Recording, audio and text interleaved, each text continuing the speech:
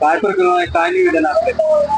तर मी लक्ष्मण खंडाळे जिल्हा अध्यक्ष फकीरा ब्रिगेड या प्रकरणामध्ये सर सुरेखा बालाजी गायकवाड हे परित्यक्त महिला आहे. एक या नगरपंचायतच्या हद्दीमध्ये 20 वर्ष झालं शेड मारून बसलेली आहे. तर तिला कुठली नळाची सोय नाही सर आणि लाईटीची सोय नाही, कुठलीच सुविधा त्या महिलेला नाही आणि आजची नकल नाही आणि घरकुलाची कुठलीच सुविधा नाही सर.